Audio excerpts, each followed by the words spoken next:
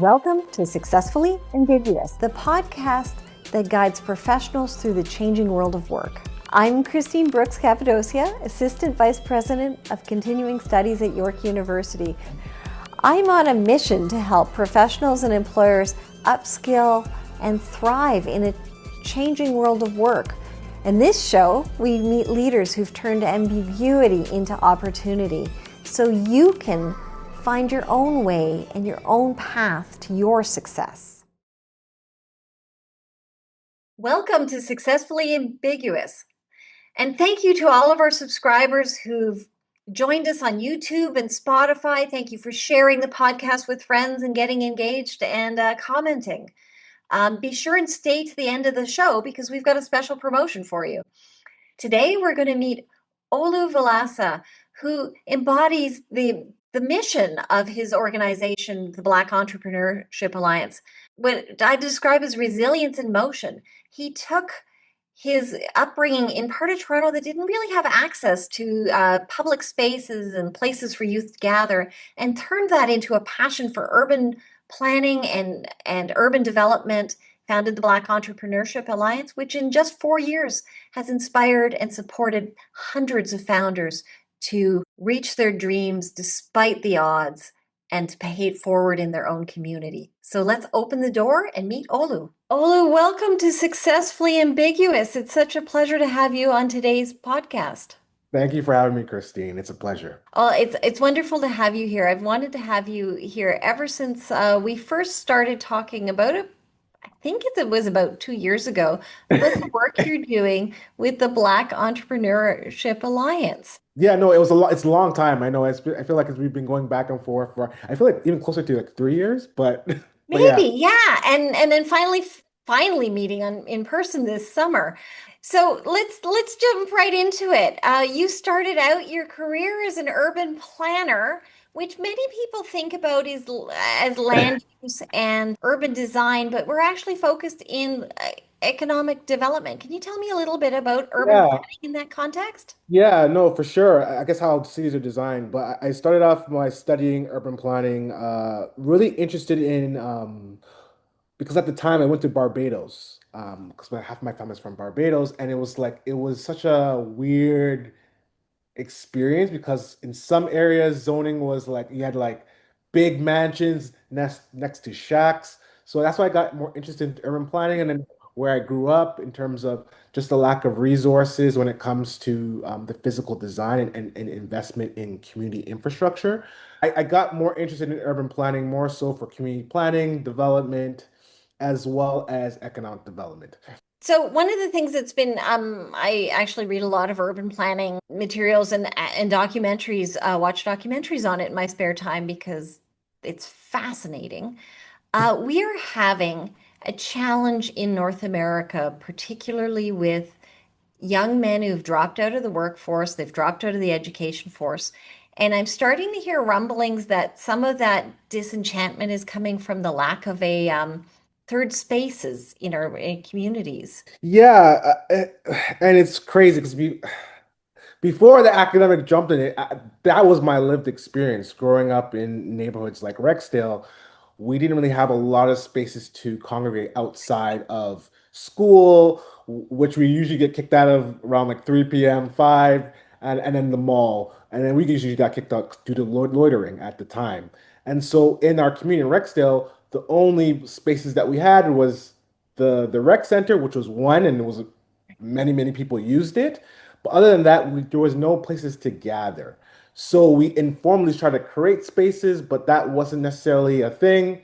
And I think that's why I got mostly into planning because there was that lack of investment in community spaces, in community infrastructure. Because as you go historically in Rexdale, we are known for having not a lot of community dedicated community spaces to grow, to learn, to play, and to do other converse into other things. So we were at a pretty bad disadvantage when it came from the physical layout of the community. But I think things are changing right now. Things are developing. The work that we're trying to do is also adding more of those spaces for folks to congregate and use. Which is so great. I know there's some work being done with the TTC to make, Jane and Finch and the into Rexdale more accessible with an LRT. That has some advantages, but also some opportunities it presents, but also some risks. Yes. So it's really important that there are groups out there like the Black Creek Community Health Center that are pushing for to minimize those risks and maximize those opportunities. No, for sure. I think you hit the nail on the head. It's a double-edged sword, especially with new developments happening. It could be really great, but as you see with like examples like Little Jamaica, what's going on with some with in Jane and Finch, there is that fear of commercial displacement, fear of residential displacement, of are these spaces meant for us? So at Black Entrepreneurship Alliance, we're really dedicated in creating a space for entrepreneurs, Black and racialized, as well as professionals to we want to create a space to support them and their needs because there hasn't been historically, and that's why BEA was created. There wasn't nothing in Jane and Finch, but thanks to partners like you, York University, we are making those advancements towards building that space for folks. It's interesting because I read somewhere that less than 2% of all venture capital goes to Black founders, which is shocking. It is, but I think it's nothing that we haven't heard of. It's just now put on paper to people to see. But the great thing about that, now that it's known, we can work towards changing that. And it's not just less than 2%. There's like other damning statistics. Ours is really focusing on that region because I'm thinking about not only race, but also income level, Mhm. as well as geographically. A lot of these communities, like my own, aren't necessarily participating in the economy at this point, like the full digital economy as well as innovation. Oh, absolutely. So I know you've described the Black Entrepreneurship Alliance kind of like an en route to the highway of innovation. Can you tell me about some of the things you've put in place to make that highway more accessible in some of the big incubators downtown or at the university? Yeah, for sure. I think for accessibility for us is our lived experience that we built into our programming. Also, geographically, we are placed outside of the downtown core. Even though we serve everybody in Southern Ontario, we want to really make a stamp in Northwest, and that's why we were born, where we were birthed. We have a very unique model between the health center coming together with York University to birth the BEA. But with that, our lived experience is weaved throughout our programming.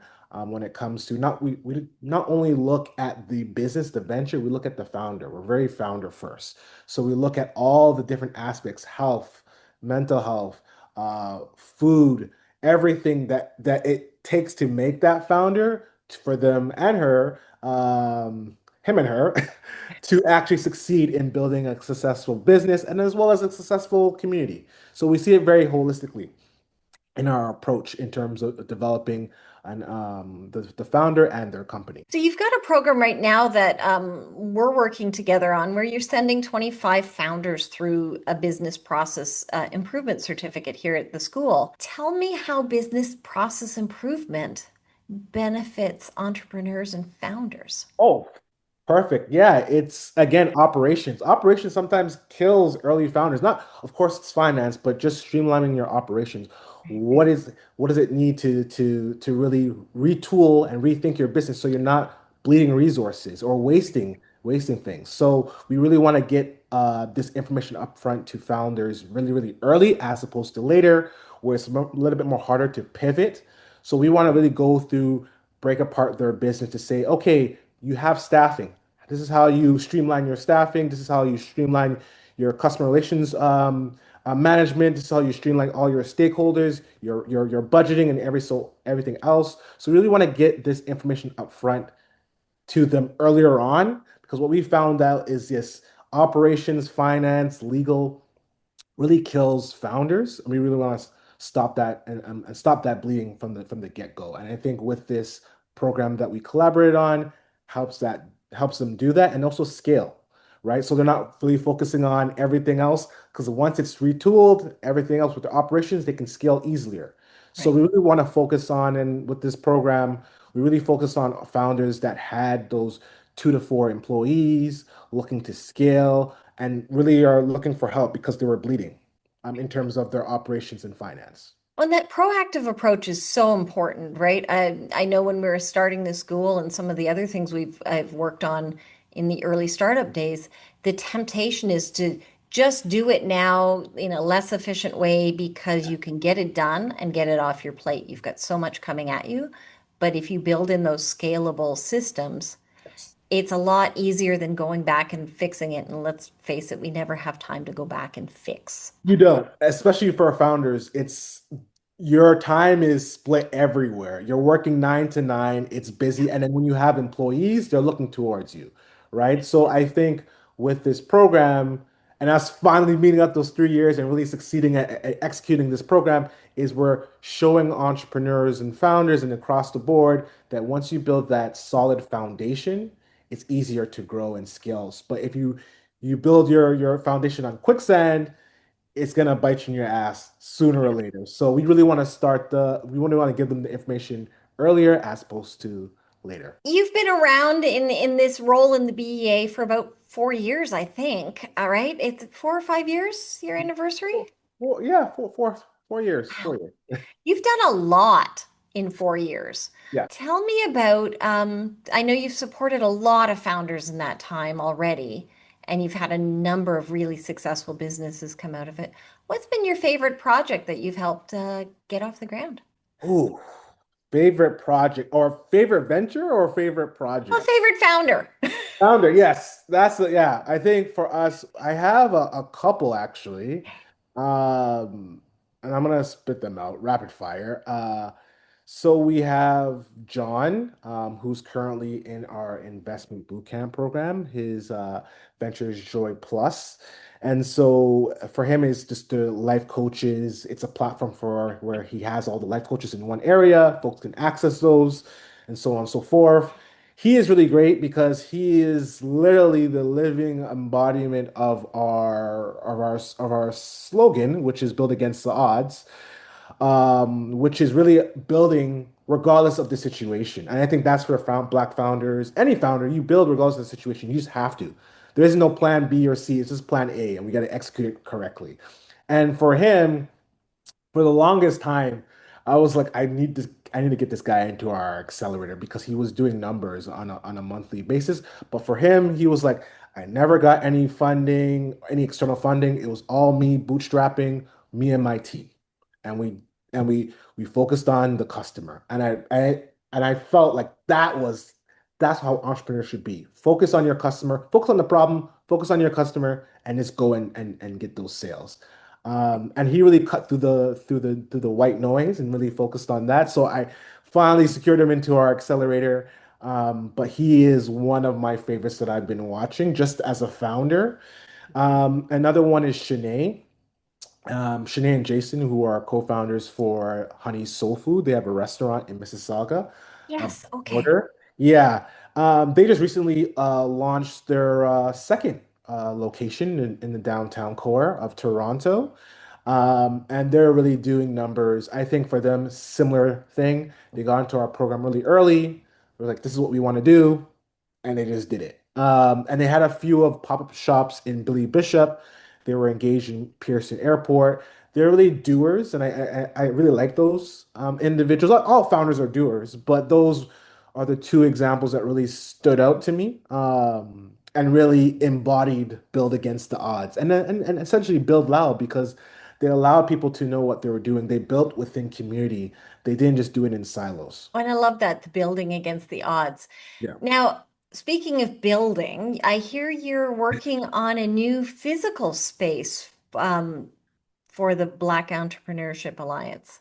Yes, I am. Those 4 years, they go by so quickly. Yes, I think this is where my urban planning side, Yeah. all my experience at the Ministry of Infrastructure, Ministry of Municipal Affairs and Housing, as well as my entrepreneurship bug kind of collide. Yeah. And this building, dubbed the Element Center, was kind of planned around a lot of the conversations, the live experience, but conversations that we had with our founders, specifically. what you mentioned before, the lack of third spaces, as well as there was no spaces in the Northwest side. Historically, no incubator. When we before we came around, there was no incubator that serviced the Northwest side outside of like the universities, but locally, nothing. Um, and some of our founders talking about, hey, I need housing. Like I can't necessarily focus on my business and innovation and productivity if housing costs so much. So we got together with our partners, our founding partners, the Health Center, York, Y-Space, specifically TD Community Engagement Center, and a few other folks to come together to say, hey, can we create something for community, right? And really build them up. And that's where the Element Center came out of, really supporting Black and underrepresented folks within community that wanted to get into entrepreneurship, innovation, and also workforce said entrepreneurs, workforce development. So really supporting those folks and also putting housing on top. So it's a mixed use innovation hub. We want to create an ecosystem that supports the region. Well, I love that because if you build in the ecosystem in region, then the founders help as their businesses grow. People in the region have more access to employment, the even just knowing other founders, right? Exactly, exactly. And a lot of it's backed by research as well as using innovation hubs as economic development tools for that said purposes to not only build up founders and the workforce, but also creating jobs.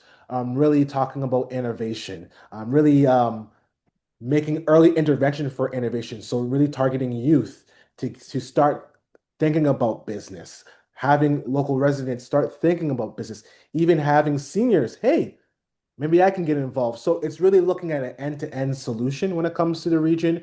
It's already been proven, but in terms of execution, it's the first of its kind. I love this. So I've got two questions for you. We always like to leave viewers with some practical advice. The first is if somebody is in a region that's underserved and wants some of the supports you're building, think back 4 years ago when you were founding the BEA. What's step one? How do they go about tackling not having access to some of these entrepreneur supports Oh, in their community? yeah, I would say great question. I would say definitely before we started, when I first started off, I would say connecting with the city of Toronto. They've been doing a really great job. I'm searching the website, really great a great job of really making those inroads of connecting to marginalized communities. They have their entrepreneurship services. So I would tell anybody starting their journey within Toronto, and all municipalities have that Right. business unit. So if you don't fall into Toronto, Mississauga has it, York Region has it. Every municipality has that entrepreneurship service unit, but specifically Toronto for folks looking for anything. City of Toronto and their team has done a good job in terms of coming to the local libraries and really talking about entrepreneurship and the services that they have. And I tell anybody, go over there because they already have a map of Toronto of all the different accelerators. I think there's like over like 80 accelerators across the board that folks can tap into, different free business workshops, seminars, you name it, grants. It's all on their website. And I usually tell folks really starting their journey, go there. But again, we can support. But since then, it's grown, especially now, there's a lot of different resources, but I think right now it's like too much, it's overload for folks. So people need help navigating those resources and BEA as that access point to to the highway of innovation. We can help you with that in terms of Excellent. So that brings me to question number two. For yeah. those founders, somebody is thinking, I've got this idea, there's something I'd really like to do. What's your advice for a founder? I would say come to our idea consultation. Like we would like to break down your idea to see where it makes sense, where it doesn't, and really send you on your way in terms of navigating that piece. I think the great thing about Black Entrepreneurship Alliance, and it's an alliance. We have a network of trusted incubator friends. One of our founding partners is Y-Space, which is the Pan Entrepreneurship Hub at York University, but they also support community. So you don't have to be a York University student So if we can't support you, we can send you to trusted folks that can and help you navigate that whole system. Because it's a lot, especially for early stage folks, especially for pre-incubation folks that just have that idea, that nugget, but haven't fully flushed out that business plan, that business model canvas. We can support you on that journey. And the thing is, for us and our services at BEA or Y Space, we just don't go by cohort base. If you come to us, you can always come back to us, and we can support you in any way possible. Love that. Thank you so much for talking to me. If we could leave our community of founders with any thought, it really is that you're not alone in this. There's a group of people who will get passionate about your idea and help you bring it to fruition.